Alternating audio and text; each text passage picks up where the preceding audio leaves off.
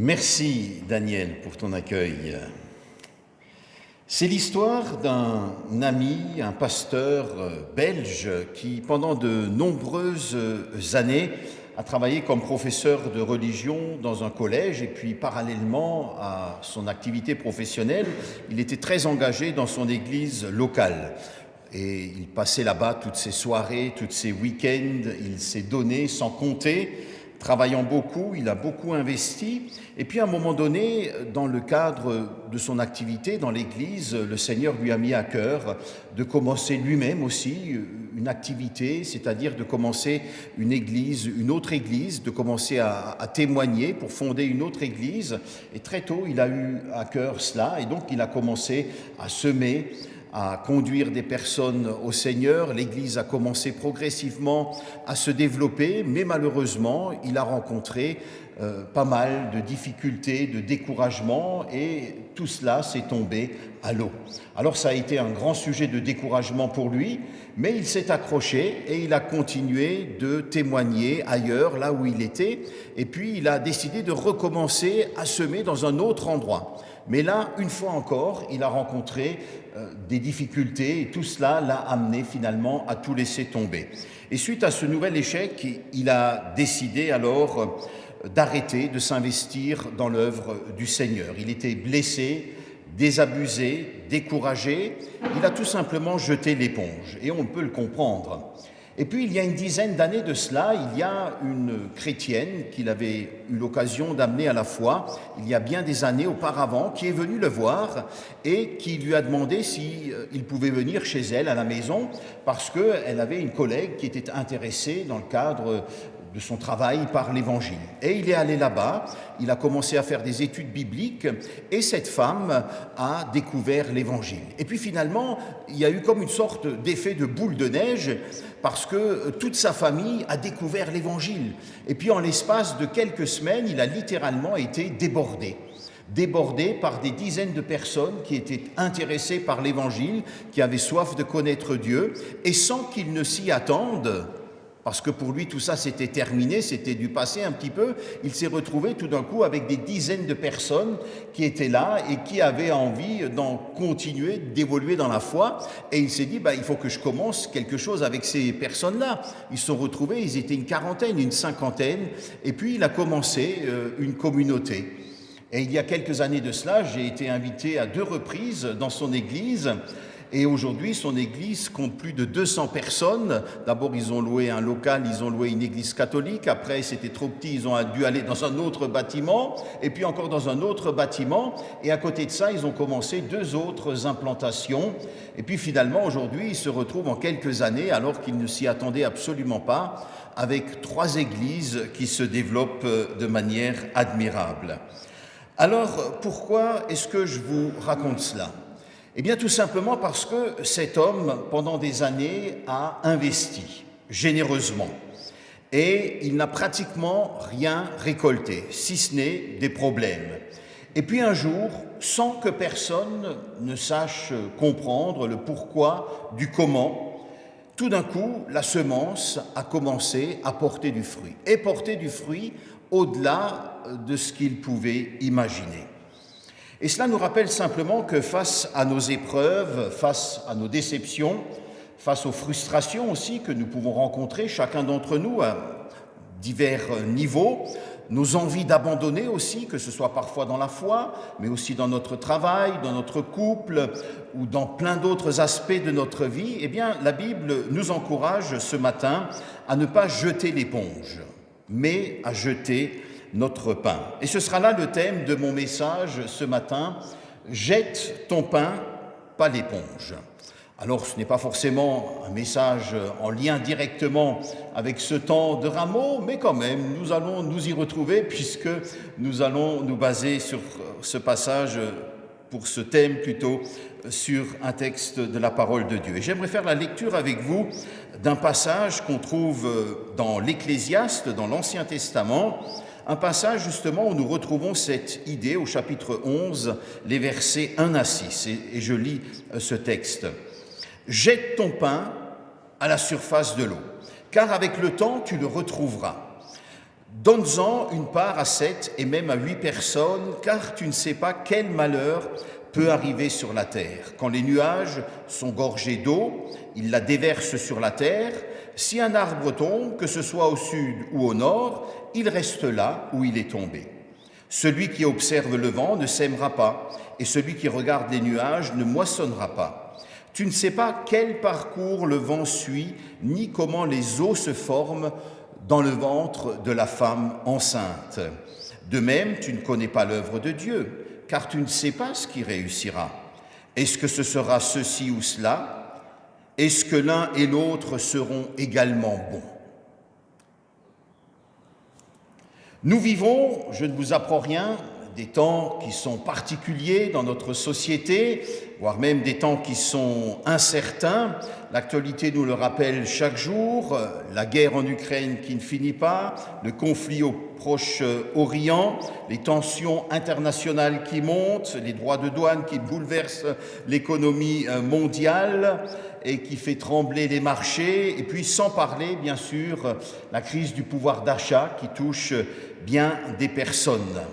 Et puis nos églises aussi, ce n'est pas simplement notre monde qui connaît des crises, mais nos églises aussi, vous le savez, connaissent des crises. Et moi qui consacre une grande partie de mon ministère à l'itinérance, c'est-à-dire, comme tu le disais tout à l'heure en introduction en me présentant, je suis au service des églises tout au long de l'année et je circule à droite à gauche, principalement en France, en Suisse, en Belgique, mais parfois aussi dans d'autres pays, eh bien, je vois un petit peu l'actualité, j'allais dire, chrétienne de ce qui se vit dans nos églises. À la fois, il y a de belles choses, puisqu'il y a des implantations d'églises qui se vivent, qui se font, des églises qui se développent, comme l'exemple que je vous ai raconté tout à l'heure en introduction. Et puis, à la fois, il y a aussi des églises qui vivent des moments difficiles, des églises qui parfois se demandent si elles ne vont pas mettre la clé sous la porte. Comment est-ce qu'elles vont faire pour continuer? Il y a quelques semaines de cela, une église m'a invité pour un week-end et elle me disait, eh bien, nous sommes de moins en moins nombreux dans notre église et pourtant c'est une assemblée évangélique. On pourrait se dire, mais peut-être qu'eux ont plus de succès parfois que d'autres. Eh bien, ils se disent, si Dieu ne nous envoie pas des personnes, s'il n'y a pas quelque chose qui se passe, comment est-ce qu'on va continuer? Comment est-ce que nous allons faire? Et donc, nous vivons tous des moments incertains, que ce soit dans nos vies d'église, dans notre monde également. Et dans ce contexte d'incertitude, notre réflexe naturel, c'est généralement de se replier, de se protéger, de faire des réserves, de s'économiser. On le voit dans le domaine de l'économie. Plus ça va mal, plus l'avenir est incertain, et plus qu'est-ce que nous faisons? Eh bien, nous épargnons. Nous mettons de côté nos livrets, enfin c'est ce qu'on nous dit, hein, c'est pas forcément votre cas à vous, enfin je l'espère, mais ils sont de plus en plus remplis parce que nous sommes là face à des peurs, à des craintes, à des incertitudes. Et dans l'Église aussi, parfois, plus ça va mal, plus la tentation aussi de nous mettre en retrait peut nous gagner. Et ce réflexe de repli que nous voyons se manifester, de mettre de côté, de se protéger, c'est d'une certaine manière quelque chose d'humain, de normal. Mais en tant que croyants, nous sommes appelés à dépasser ce réflexe premier qui nous gagne instinctivement et à ne pas nous laisser gagner par la crainte, par la morosité ambiante. Et j'aime beaucoup le livre de l'Ecclésiaste ici qui nous encourage à adopter une attitude totalement différente. Il nous encourage à jeter notre pain. Alors prenons quelques instants et réfléchissons un petit peu, mais de quoi parle-t-il ici? Alors quand nous disons l'Ecclésiaste, certains pensent qu'il s'agit de Salomon qui a écrit ces proverbes, d'autres pensent qu'il s'agit d'autres personnes, mais finalement peu importe. Généralement, ça va être attribué soit à Salomon ou alors à une personne qu'on va appeler tout simplement l'Ecclésiaste. Et certaines personnes vont commenter ce passage en disant « Eh bien voilà, ce texte nous invite tout simplement à être généreux, à être bon, à donner aux pauvres, à donner à l'autre, à donner à celui qui est dans le besoin, finalement à être bienveillant. Et lorsque nous sommes bons et que nous donnons, que va-t-il se passer ? Eh bien, en retour, Dieu va être bon aussi à notre égard et il va nous bénir et nous rendre aussi beaucoup plus que ce que nous avons donné. » Et d'une certaine manière, lorsque nous faisons cette première lecture de ce passage, eh bien ce n'est pas faux, parce qu'il y a quelque chose de cela. Quand on est bon, on est généreux, en retour on va aussi recevoir, même si ce n'est pas là forcément dans ce sens qu'on va faire les choses. On n'est pas bon pour recevoir en retour, mais quand on est bon et généreux, effectivement, on va recevoir. Mais le texte ici, quand on regarde bien, il ne nous parle pas de générosité et il ne nous parle pas de don. Il nous demande tout simplement de jeter du pain. Alors prenons quelques instants et réfléchissons un petit peu. Jeter du pain. Jeter du pain dans le contexte de l'époque, c'est quoi? Eh bien, le pain, ça représente la vie. Et le pain, à l'époque, surtout dans le Proche-Orient ancien, c'était vraiment l'aliment de base. C'était un aliment que tous les peuples tenaient en haute estime. Il y avait le pain, il y avait le vin, et puis il y avait l'huile. Et le pain était préparé de différentes manières, et c'était un aliment très important parce qu'on mangeait tous les jours du pain. Aujourd'hui, c'est vrai que nous mangeons un petit peu moins de pain, mais les anciens parmi nous s'en rappellent peut-être. Il fut une époque, pas si lointaine que ça, il y a 50, 60, 70 ans, on mangeait pratiquement jusqu'à 1 kilo de pain par jour. C'était vraiment l'aliment de base. Et même chez nous, aujourd'hui, le pain reste généralement un aliment important. Et donc, lorsque le texte nous dit ici de jeter le pain, il s'agit en réalité de jeter quelque chose qui est important, quelque chose qui a de la valeur, quelque chose qu'on a gagné à la sueur de notre front. Et donc, jeter son pain, finalement ici, c'est prendre des risques, c'est mouiller sa chemise. Et puis cette idée que je viens d'esquisser ici me semble développée dans la suite de ce texte, et notamment dans le fait que l'Ecclésiaste dit à un moment donné, eh bien, jette ton pain à la surface de l'eau. Pourquoi parle-t-il de la surface de l'eau? Eh bien, il faut savoir que dans l'Ancien Testament, pour le Juif, l'eau représente essentiellement, pour nous, l'eau, ça fait peut-être penser aux beaux jours qui reviennent, aux vacances qu'on va passer près d'un plan d'eau, alors si on a la chance de pouvoir aller à la mer ou autre part. Mais il faut savoir que pour le Juif, l'eau, c'est un endroit où il y a beaucoup d'insécurité. Il y a des peurs, il y a des craintes. Pourquoi? Parce que c'est là où, dans la tradition d'Israël, il y a toutes sortes de créatures mystérieuses qui sont dans l'eau. Il y a ce fameux Léviathan, on ne sait pas trop qui c'est. Et puis, c'est aussi souvent considéré comme un endroit où l'eau où se situeraient, où se trouveraient des puissances obscures, hostiles à Dieu, hostiles aux croyants, hostiles à l'Église. Et donc, l'eau est un endroit, en réalité, d'insécurité, un endroit qui fait peur, où il y a toutes sortes de forces mystérieuses, spirituelles ou alors humaines, dangereuses qui sont là.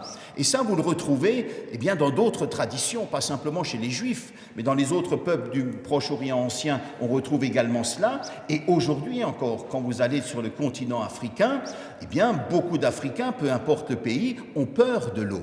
D'une part parce que la plupart du temps ils ne savent pas nager, sauf ceux qui sont près de la côte, mais ils ont souvent peur de l'eau parce que dans leur tradition culturelle, dans l'animisme, on va dire, c'est là où se trouverait l'esprit des eaux et toutes sortes de forces et de puissances spirituelles dangereuses. On retrouve cette pensée un petit peu dans la Bible. Et donc c'est là justement, face à de réelles ou de potentielles menaces, c'est-à-dire lorsque l'insécurité est là, nous gagne, la peur de manquer, que nous sommes invités à jeter pour nous quelque chose qui a de la valeur. Non pas dans un endroit sécurisé, où on va pouvoir avoir 3, 4, 5, 6, 7, 8, 9% à la fin de l'année, mais là où vous n'avez pas de garantie de retour. Et jeter son pain consiste donc à donner quelque chose qui a de la valeur dans un environnement qui n'est pas forcément favorable. Ça veut dire que c'est un acte qui nous coûte. C'est tout le contraire d'un don réfléchi. Celui qui calcule, qu'est-ce qu'il fait? Il cherche à minimiser les risques. C'est ce que fait votre banquier, c'est ce que vous faites aussi si vous investissez. On va s'entourer de précautions et c'est bien. Le verset 4 nous dit « Celui qui observe le vent ne sèmera pas, et celui qui regarde les nuages ne moissonnera pas. » Et comme le disait un rabbin, si Moïse avait appliqué le principe de précaution, il n'aurait pas traversé la mer Rouge. Et donc, ça aurait été bien compliqué. Alors, ce que nous dit l'Ecclésiaste ici, c'est de ne pas calculer, de ne pas chercher à savoir si ce qu'on fait pour l'autre sera utile ou non, si ça va réussir, parce que si on réfléchit comme ça, frères et sœurs, eh bien, on ne fera jamais rien. Il faut faire les choses sans forcément se demander si ça va servir, si ça rapportera. On doit faire les choses finalement avec conviction, avec foi, et pas avec calcul, en se demandant combien ça va rapporter. Pourquoi ? Parce que finalement, sinon, on ne va jamais se lancer. Et l'exemple qui devrait nous inspirer et qui va dans ce sens, parce qu'on retrouve cette idée pas simplement dans le livre de l'Ecclésiaste, mais on le retrouve dans le Nouveau Testament, avec la parabole du semeur. Et moi, j'aime beaucoup cette parabole parce que le semeur, il sème partout. Il sème même dans des endroits pierreux, même dans des endroits où il sait que la semence ne va pas porter ou alors portera peu de fruits. Il ne calcule pas, il est bon, il est généreux. Ça nous dit quelque chose de la nature de la personne de Dieu. Il sème partout. Et puis Jésus aussi n'a pas calculé. Il est venu dans ce monde, il s'est offert, il s'est investi, il est entré à Jérusalem, il a donné sa vie. Il n'a pas réfléchi en se disant « mais combien d'hommes et de femmes vont croire en moi ? Quelle sera la portée de mon sacrifice ?» Alors certes, tout être humain peut être sauvé, mais qui l'acceptera ? Il s'est donné sans compter, nous dit la Bible, sans réfléchir. Non pas que c'est stupide, mais c'est-à-dire qu'il y est allé avec son cœur, et de la même manière, Dieu agit aussi de cette manière-là. Et donc, au travers de cela, eh bien, Dieu nous demande tout simplement de ne pas avoir peur, même s'il y a des incertitudes. Il nous invite finalement à faire preuve de foi. Hier, nous avons eu un séminaire sur les dons, et nous avons parlé des dons, des talents, nous avons parlé des dons spirituels. Nous avons vu aussi qu'il y avait, parmi les dons que Dieu nous donne, le don de foi, qui peut être compris dans plusieurs sens. La foi, le don de foi qui est un don bien particulier, et ici, on n'a pas besoin d'un don de foi, on a juste besoin de raviver, de ranimer la foi qui se trouve en chacun d'entre nous. Et à faire preuve d'audace, même parfois d'être quelque chose d'un petit peu fou, de déraisonnable. Ça me rappelle l'histoire de ce nouveau chrétien qui s'était converti dans une église à Paris à l'époque où je faisais mes études à l'Institut biblique de Nogent-sur-Marne. Il y avait sur le même terrain, juste à côté, une petite chapelle. Et puis de temps en temps, le dimanche, quand les étudiants ne voulaient pas aller dans leur lieu de culte qui était un peu loin à Paris, eh bien, la solution de facilité, c'était d'aller à côté à la petite chapelle.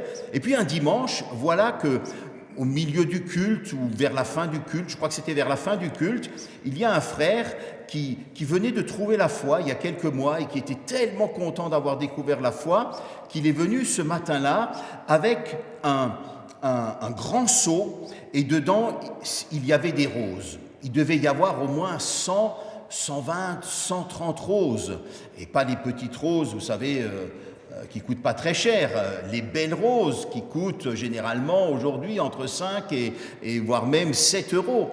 Et à la fin du culte, eh bien, il a distribué à tous ceux qui étaient là une rose. Des hommes, des femmes, des enfants.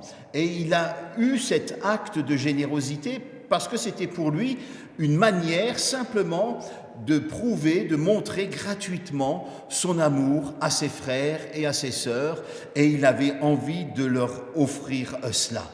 Alors, ce qu'il a fait pourrait nous paraître, d'une certaine manière, déraisonnable, parce qu'une centaine de roses à 5 euros, eh bien, ça fait pas mal d'argent, hein, ça en fait des sous.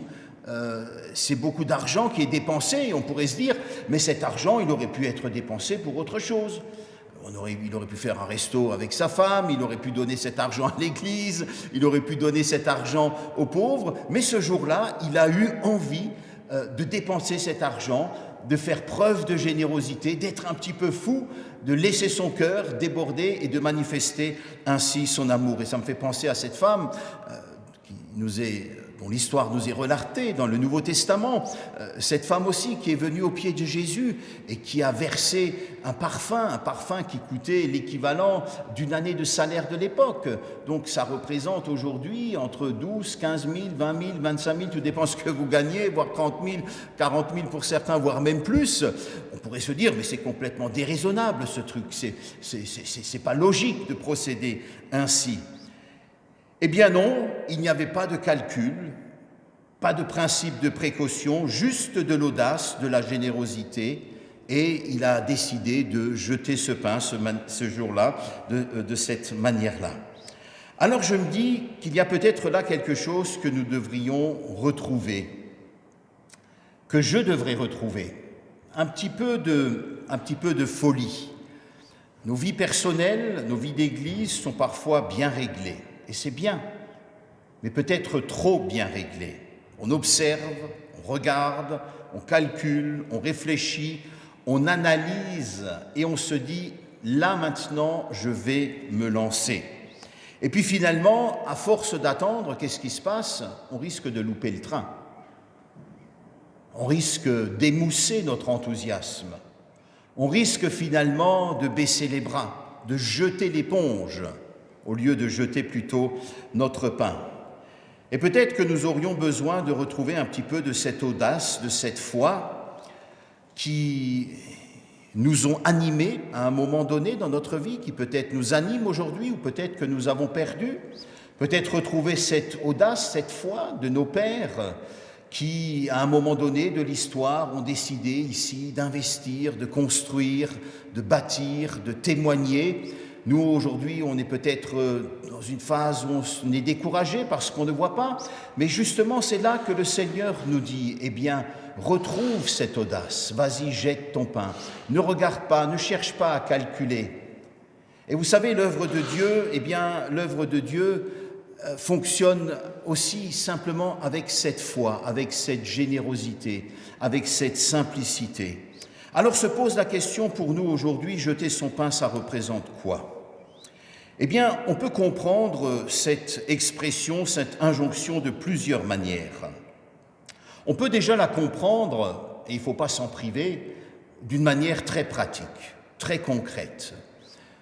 C'est déjà, dans un premier temps, un encouragement à investir dans sa vie, à investir dans un projet, peut-être à investir dans un business, dans une idée que Dieu nous a mise à cœur, tout simplement, dans une affaire, voire peut-être plusieurs, c'est-à-dire investir dans ce monde. Et il ne faut pas s'en priver. Et d'ailleurs, une première lecture du texte va dans ce sens-là. C'est d'ailleurs l'interprétation que propose la traduction Parole de vie. N'hésite pas à prendre des risques, mais ne mets pas toutes tes richesses au même endroit. Donc c'est très concret, c'est très matériel, il n'y a absolument rien de mal à cela. Et c'est une première interprétation qui se défend puisque le livre de l'Ecclésiaste parle des choses concrètes de l'existence. Et donc, allez-y, t'es jeune, eh bien, investis. Vas-y, t'es moins jeune, investis. T'es plus âgé, continue, investis, lance-toi, etc. Et on peut le comprendre dans ce sens-là. Mais derrière l'expression « jeter son pain », nous pouvons aussi y voir une exhortation. C'est la seconde chose que je me propose de voir avec vous, une exhortation à investir nos dons. Justement, ces dons dont nous parlions hier, c'est-à-dire nos capacités, notre potentiel, notre énergie, que ce soit des dons plus surnaturels, que ce soit des dons plus concrets. Finalement, on l'a vu hier, il n'y a pas de différence, tous ces dons viennent de Dieu et nous les apportons à Dieu.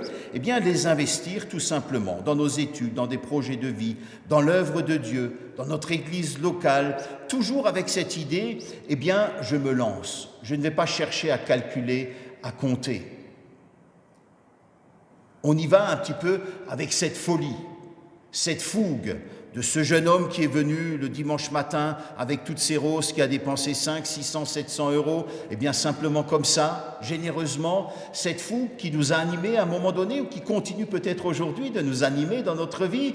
Et puis finalement, avec les années, parfois, on perd un petit peu de cet enthousiasme, de cette fougue, on est plus dans le calcul, et bien Dieu nous appelle à retrouver Ça ne veut pas dire qu'il faut être déraisonnable. La Bible nous encourage aussi à calculer, mais d'abord à y aller avec foi, avec confiance. Mais l'expression « jeter son pain », c'est la troisième chose que je ressors, désigne aussi et surtout un autre pain. Et oui, parce que dans le christianisme, le pain est un des symboles les plus forts. Dans la prière du Notre Père, nous disons quoi à Dieu? Nous demandons à Dieu, donne-nous notre pain quotidien. Aujourd'hui, notre pain quotidien. Et le symbole du pain, le pain est symbole plutôt, du Christ qui a donné sa vie. Et d'ailleurs, nous nous souvenons de cela généralement au travers, dans la Sainte Seine, par l'acte de manger le pain. Et donc, le pain désigne aussi ici une réalité qui n'est pas matérielle, mais une réalité qui est spirituelle. Et donc, jeter ce pain, ou son pain ici, c'est quoi? Eh bien, jeter son pain, c'est répandre l'Évangile. C'est répandre la bonne nouvelle. Et cette bonne nouvelle, frères et sœurs, nous sommes invités à la répandre largement, sans nous préoccuper de savoir si le terrain est fertile ou non, si c'est bon ou pas. Je tourne dans beaucoup d'églises, et beaucoup d'églises dans lesquelles où je vais parfois, ce n'est pas forcément votre cas ici, mais on fait beaucoup d'études aujourd'hui sur les terrains en France. On va analyser les différents types de terrains qu'il y a au niveau spirituel. On sait que dans le centre de la France, c'est plus compliqué parce que il y a beaucoup moins de témoignages chrétiens. On sait aussi qu'il y a pas mal de gens souvent qui sont dans l'occultisme, qui sont dans des spiritualités totalement différentes, loin de l'Évangile. Et on sait que dans ces endroits-là, c'est pas facile pour répandre l'Évangile. Et puis à côté de ça, on voit que dans les grandes villes, souvent, l'Évangile prend un peu mieux, qu'il y a des terres qui sont un petit peu plus fertiles que d'autres, comme par exemple la terre d'Alsace, comme par exemple Lyon un petit peu, ou dans le sud de la France, ou d'autres endroits. Et alors c'est bien, c'est bien de tenir compte de cela, c'est une réalité. Mais aujourd'hui, vous avez plein de personnes, on vous fait parfois des formations, on vous explique comment faire pour vous lancer dans une église, comment créer une implantation d'église. Tout ça, c'est bien. On a besoin de ce genre d'outils parce que ça nous aide concrètement. Mais vous savez, à trop se concentrer parfois sur des analyses, sur des méthodes, à trop prendre en considération et se dire « mais c'est difficile le terrain où nous sommes, mais oui c'est difficile, c'est compliqué » finalement, à trop se focaliser là-dessus, nous en venons à oublier ce principe de base, à savoir de semer l'Évangile, largement, généreusement, parce qu'on ne sait pas où ça va porter du fruit. L'exemple de ce pasteur que je vous ai donné en introduction tout à l'heure, il a semé, ça a commencé à porter du fruit, on a tout fait pour le décourager, et puis finalement il a tout laissé tomber, et puis à un moment donné, ça a porté du fruit d'une manière totalement inattendue, alors que lui-même n'espérait plus rien, et le terrain était toujours aussi difficile, c'était comme avant. Et là, tout d'un coup, ça a commencé à porter du fruit au-delà de ce à quoi il s'attendait. J'ai remarqué, vous l'avez peut-être aussi remarqué, moins on se soucie du résultat, plus on a de résultats. Plus j'essaye de me concentrer sur du résultat dans mon ministère, sur ceci ou cela, et moins j'en ai. Et moins je m'en soucie, et plus je me dis, allez, on y va, on donne généreusement, on jette son pain partout, eh bien plus je veux voir de choses qui sont là. Et nous voulons aussi nous rappeler, frères et sœurs, que si ce matin nous sommes là, c'est parce qu'il y a des hommes et des femmes qui ont semé dans notre vie et qui ne s'attendaient pas forcément à récolter. Moi, je suis venu à la foi grâce au témoignage de ma grand-mère. C'est elle qui, à l'âge, devait avoir 75 ans à l'époque, m'a amené à la foi dans le Christ. Elle m'a toujours témoigné lorsque elle m'a élevé, parce qu'elle nous a élevés avec mon frère et ma sœur pendant plusieurs années, quand mes parents ont divorcé, eh bien, elle a commencé à semer l'Évangile dans nos vies. Elle lisait la Bible avec nous le soir, elle priait la prière du Notre Père, elle nous emmenait à l'église, elle a semé. Et puis pendant des années, ça n'a pas porté de fruits. Quand j'étais ado, j'en avais absolument rien à faire.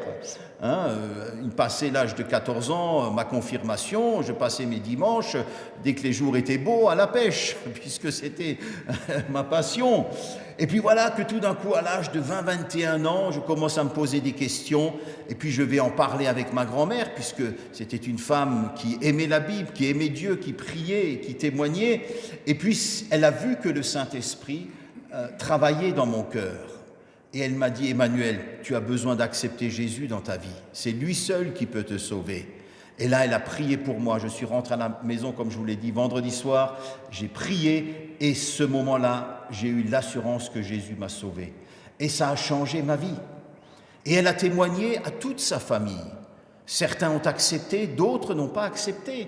Et en témoignant, elle ne savait pas qu'un jour, un de ses petits-enfants ou d'autres petits-enfants accepteraient l'Évangile et que parmi ces petits-enfants, il y en a un qui rentrerait dans le ministère et qui à son tour répandrait l'Évangile. On ne sait pas si nous sommes là, c'est parce qu'il y a des hommes et des femmes, maladroitement bien sûr, parce qu'on est maladroit, mais on se met, on investit dans nos vies. Eh bien nous sommes appelés, nous aussi frères et sœurs, à investir sans nous soucier, même si nous sommes un peu maladroits, même si on ne sait pas toujours comment bien faire.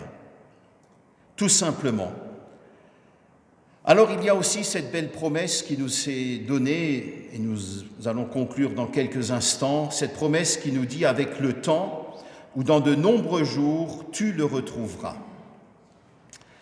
On remarquera ceci, le texte ne dit pas « investis et tu auras un retour sur investissement ». Ok ? Ça, votre banquier, il vous le dit, il peut vous le promettre, mais là, le texte ne promet pas ça. Le texte ne donne aucun délai. Pourquoi ?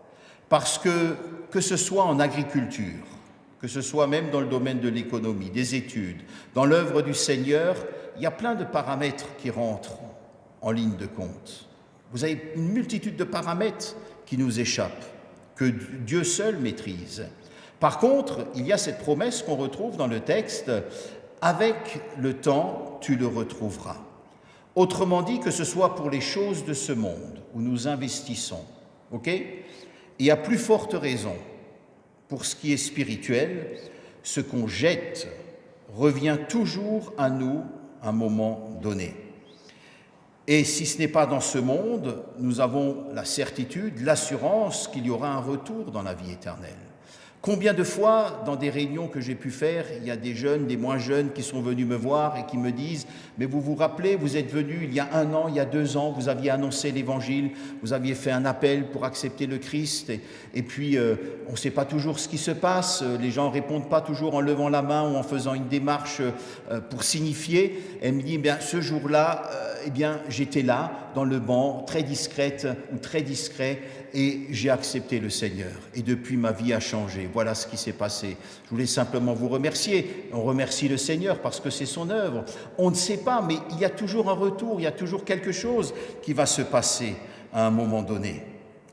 Alors, pour conclure mon propos maintenant, j'aimerais dans un premier temps nous inviter, comme je l'ai dit, et je le redis encore une fois, à ne pas nous laisser prendre, gagner par la peur, par la crainte de l'avenir, à ne pas rester enfermés aussi dans nos échecs, dans nos problèmes personnels, dans nos problèmes d'église, mais à faire preuve de foi, à renouveler notre confiance en Dieu, à nous lancer dans de nouveaux projets pour servir Dieu, pour servir notre prochain, pour aller dans ce que Dieu nous met à cœur. Ce n'est pas à moi de vous dire, ni à l'Église, ni à votre pasteur de vous dire ce qu'il faut faire. C'est à chacun de savoir et de demander à Dieu. Avec cette promesse, tu ne sais pas comment Dieu agit. Tu ne sais pas ce que Dieu peut faire. Peut-être que ça portera beaucoup, peut-être que ça portera au-delà de ce qu'on s'imagine, mais on veut le faire. Alors pour concrétiser cette invitation, je vais demander aux 2 demoiselles de passer simplement dans les rangs et puis elles vont passer avec un panier et il y a des morceaux de pain dedans. Et je vous invite à prendre un de ces morceaux de pain. Donc ne le mangez pas s'il vous plaît, ce n'est pas la Sainte Seine, même si c'est merci. Voilà, de prendre chacun un morceau de pain tout simplement et vous allez garder en main votre morceau de pain. Et ce pain dans votre main, c'est un rappel concret de notre message de ce matin.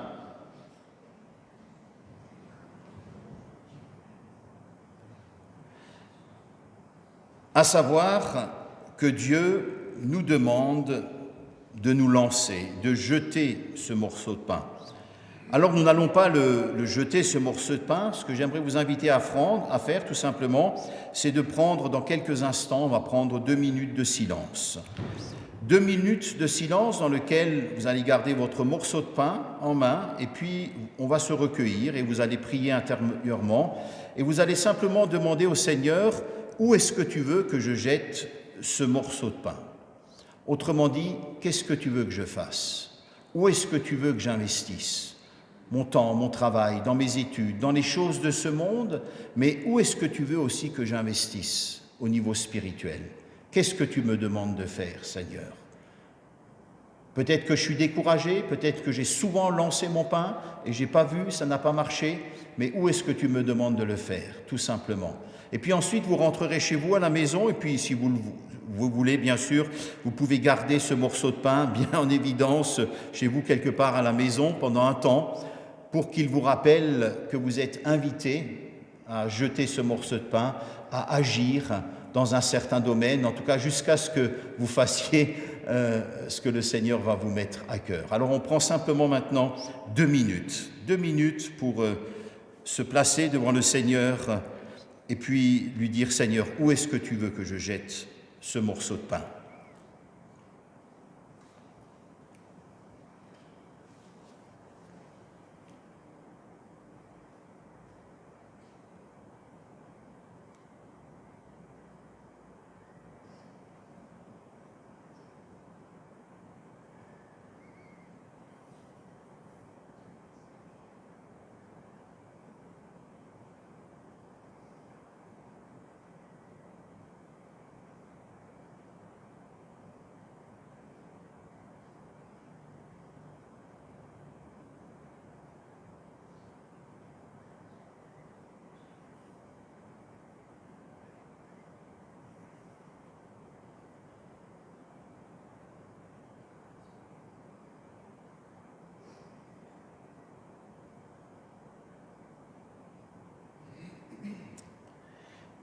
Seigneur, tu connais nos cœurs, tu connais nos pensées, tu sais aussi ce qui se passe en ce moment dans notre esprit.